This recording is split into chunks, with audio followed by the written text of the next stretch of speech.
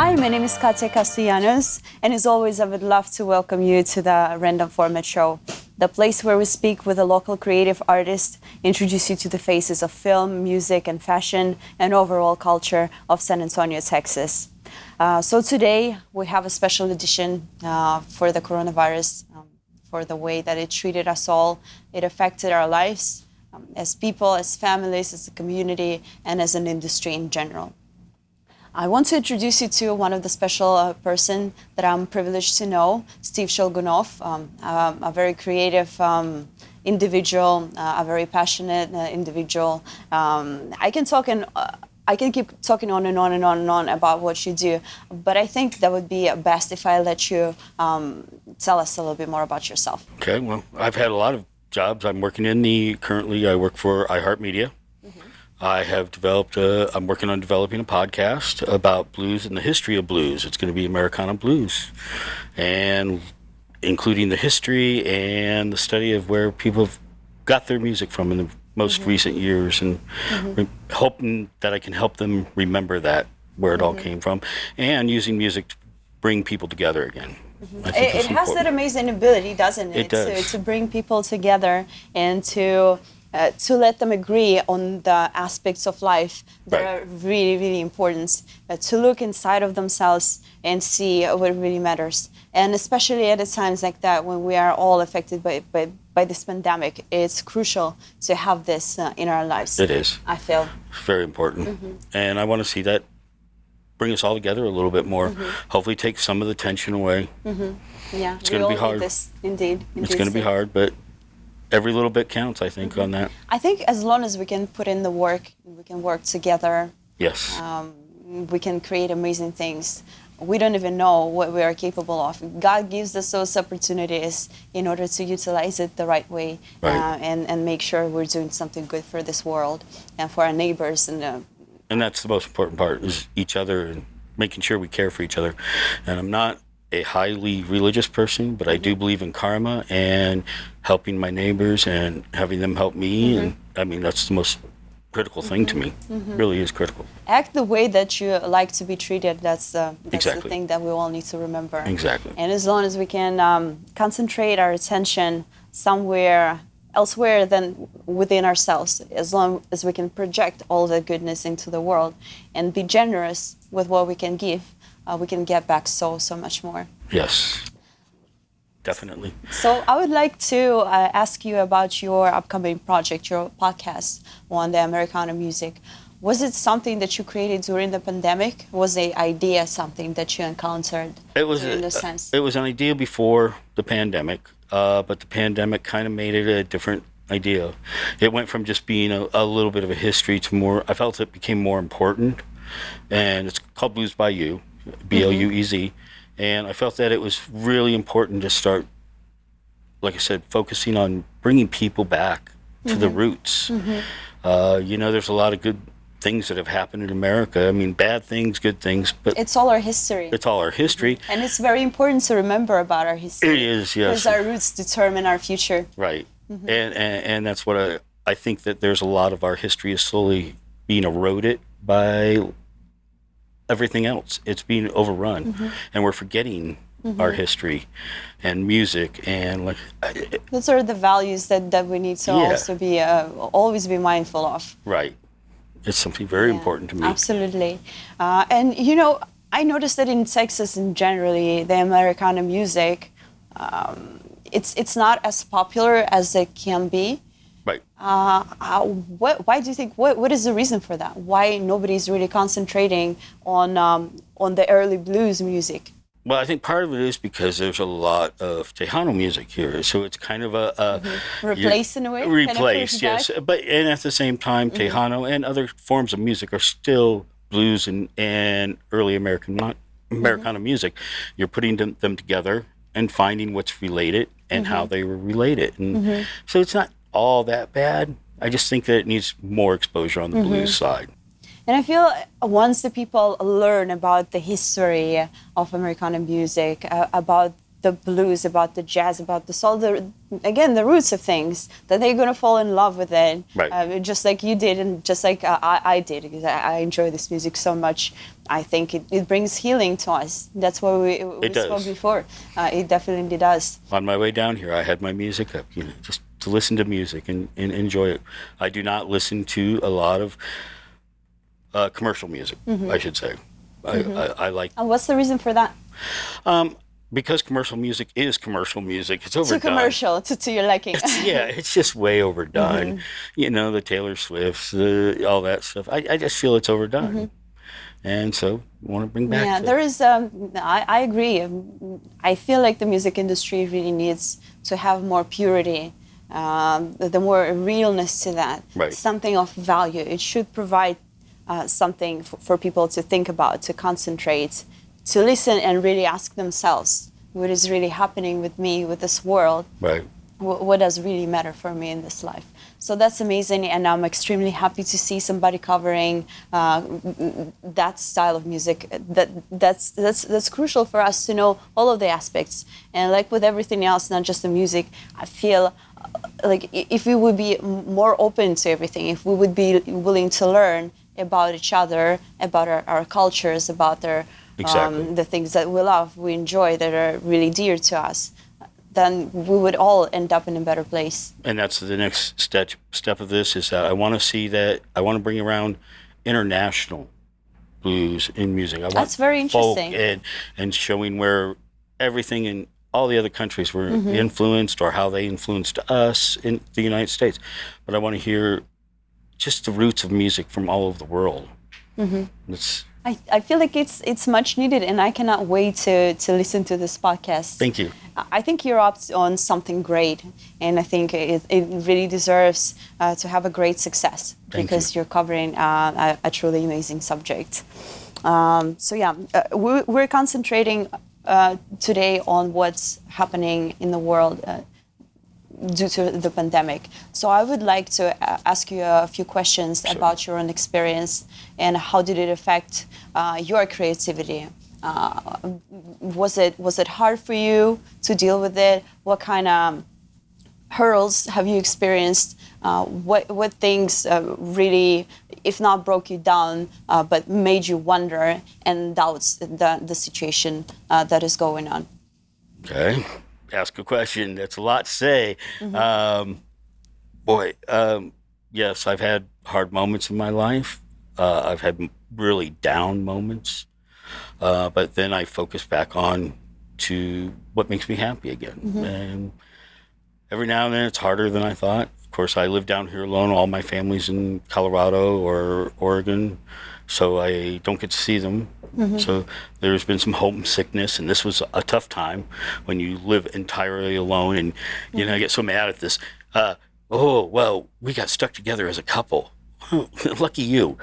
I'm sorry, but lucky you if you got stuck as a couple. If you're stuck as a single person, it makes a whole different world. How did you overcome that? Because I know you're not the only person who's dealing with that.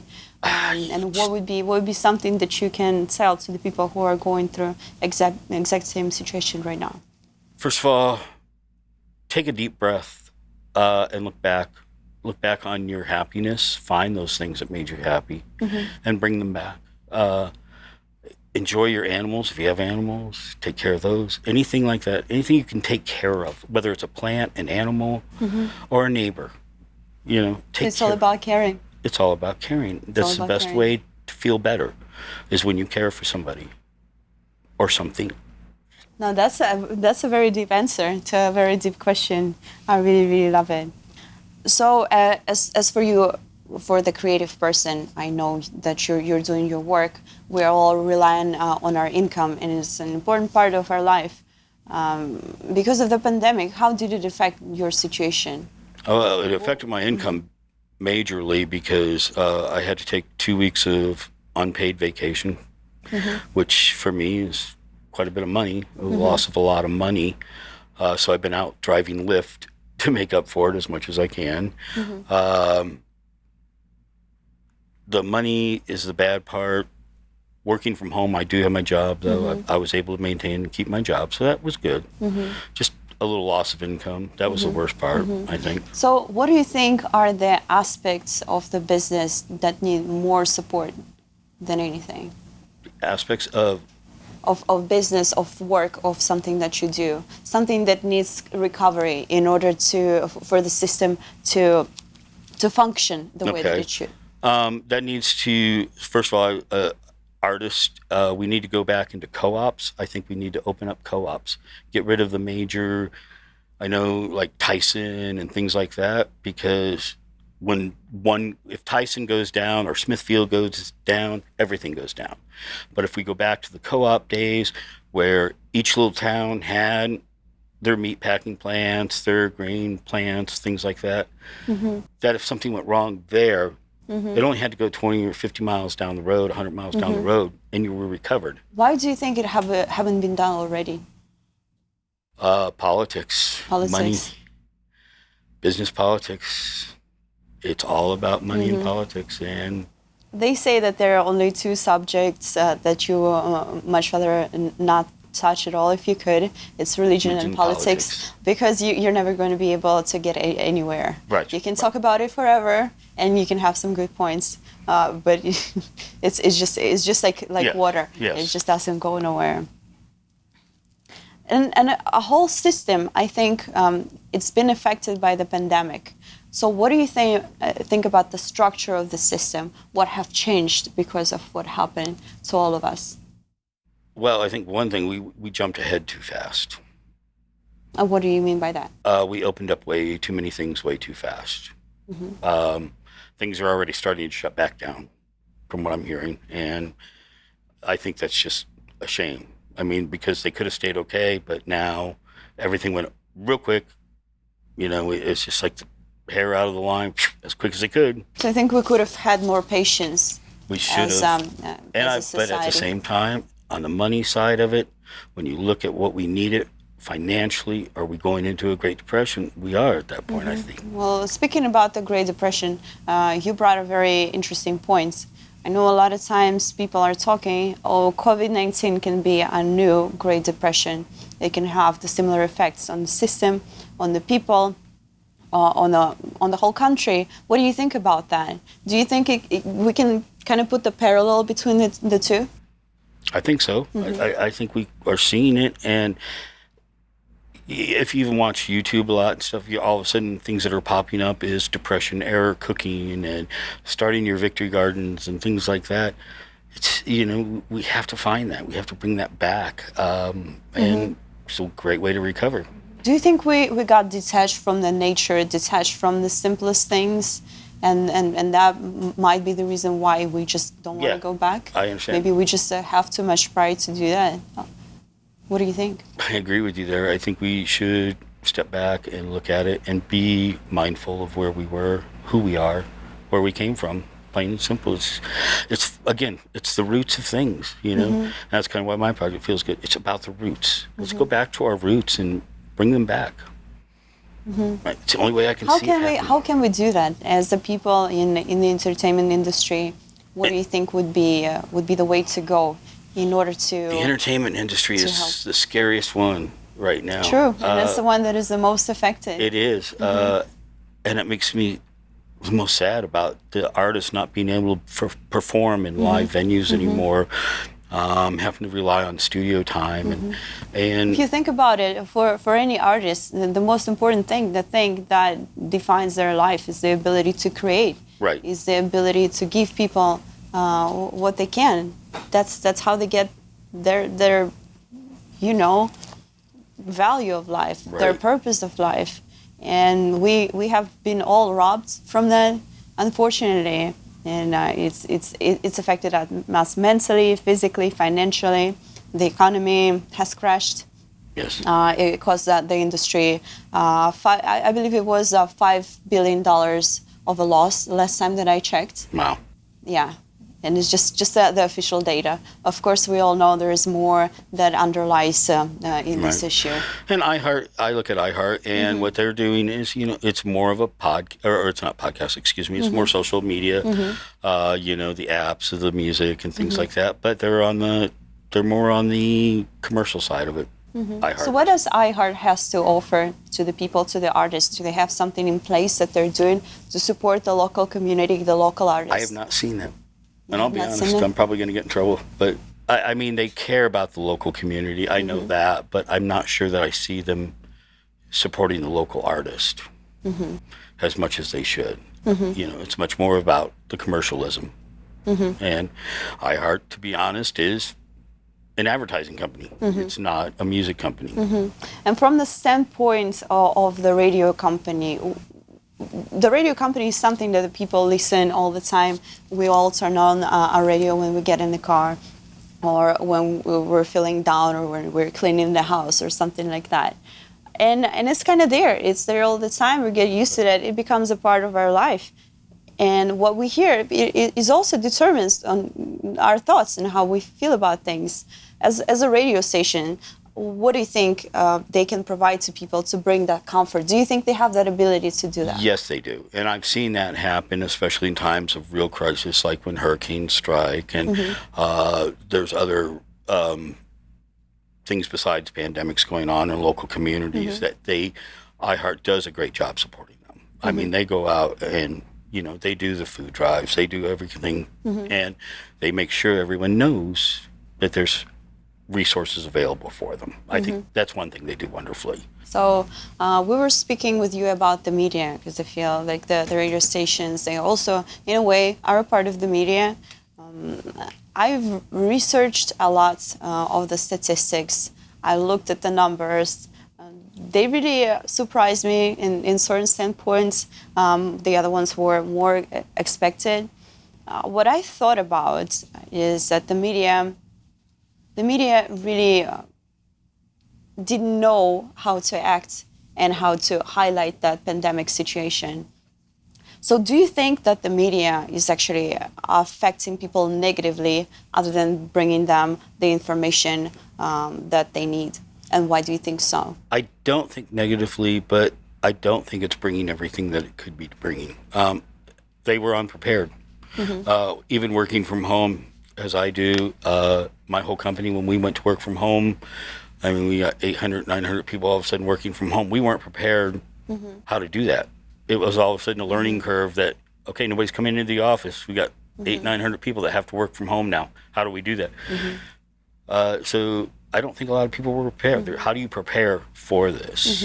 I mean, I think the media failed in some ways, because we are used, for the majority of the people, let's just like generalize it, we're used for the media to be leading them, to be telling them, okay, that's what's happening, but it's okay, because tomorrow is going to be better. We have this in place, we have that in place.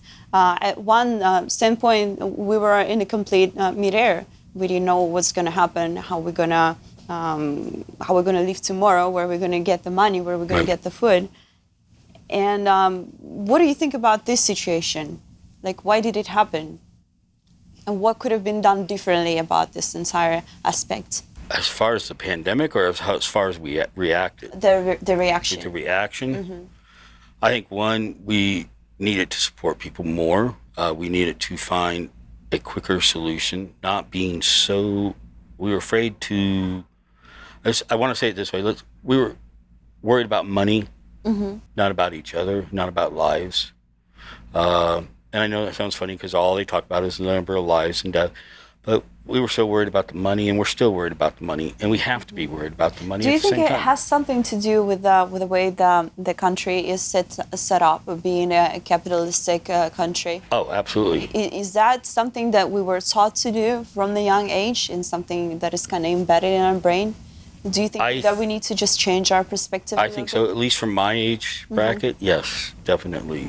You know, I'm a little older than a lot of people, and I've been around for a while, and you know, we had the space race, and that brought the country together, the space race. That's what we need. We need to unite and I get thought, together. in some ways, the pandemic would bring the country together, but instead it tore us apart.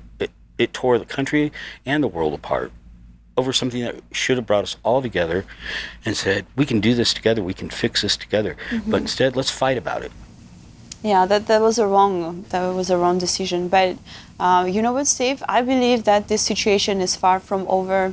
and we still have a chance to make a positive impact. Educating people on what's going on, showing people that the beautiful sides of life, the people that they haven't experienced, guiding people through that beauty, and really help them realize that there are greater things that are shown to them. Yes. And it's been an absolute pleasure, Steve, to have you on my show today. Thank you so much for taking your time and coming over.